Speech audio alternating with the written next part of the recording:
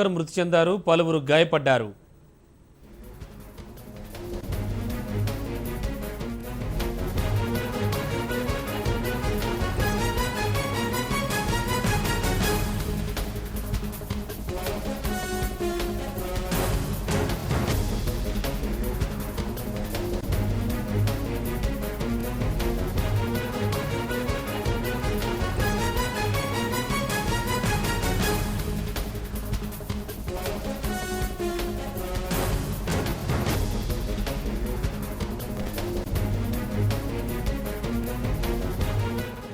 మరింత సమాచారం గుంటూరు నుంచి మా రిపోర్టర్ నరసింహారావు నాడు తెలుసుకుందాం. నరసింహ, ప్రస్తుతానికి పరిస్థితి ఏమిటి, అసలు ఎప్పుడు జరిగింది ఇది?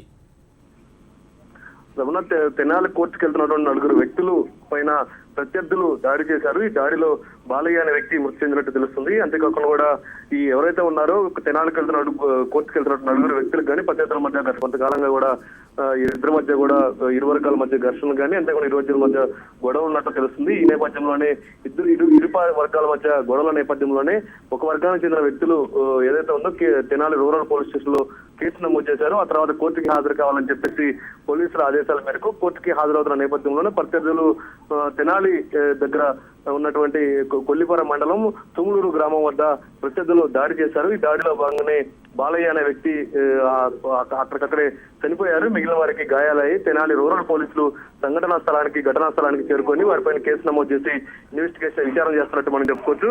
మొత్తంగా మనం చూస్తే మాత్రం ఈ కొల్లిపర మండలం తుంగులూరు వద్ద 2 వర్గాల మధ్య ఘర్షణ నేపథ్యంలోనే ఒక వర్గం పైన మరొక వర్గం దాడి నేపథ్యంలో బాలయ్య వ్యక్తి వచ్చినాడు. పోలీసులు కూడా ఘటనా స్థలానికి చేరుకొని కేసు నమోదు చేస్తారు. అంతేకాకుండా కూడా చనిపోయినటువంటి వ్యక్తిని తెనాలి ప్రభుత్వ ఆసుపత్రికి కూడా తరలించినట్టు తెలుస్తుంది. మిగతా వారికి కూడా మెరుగైన వైద్యం కోసం తెనాలి ప్రభుత్వ ఆసుపత్రిలో వైద్యం అందించినట్టు తెలుస్తుంది. మొత్తంగా మనం చూస్తే మాత్రం 2 వర్గాల మధ్య ఘర్షణ నేపథ్యంలోనే ఈ ఘటన చోటు చేసుకోవడం చెప్పుకోవచ్చు. రమణ, ఓకే, దాడి చేసిన వాళ్ళ ఆచూకీ ఏమైనా తెలిసిందా? పోలీసుల వెర్షన్ ఏమిటి? అయితే ఇప్పుడు ఈ తెనాలి రూరల్ పోలీసులు ఇప్పటికే 2 వర్గాల మధ్య గొడవలు ఉన్నాయి. ఒక వర్గం కోర్టుకు హాజరవుతున్న నేపథ్యంలోనే ఈ ఘటన చోటు చేసుకుంది.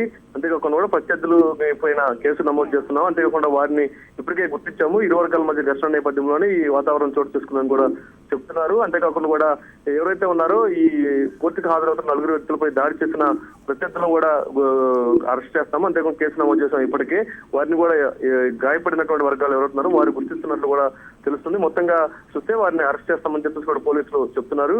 ఈ ఇరు వర్గాల మధ్య అంటే వివాదాల నేపథ్యంలోనే ఈ ఘటన చోటు చేసుకున్నట్టు తెలుస్తుంది. Right Narasimha, thank you. మరిన్ని అప్డేట్స్ చూద్దాం.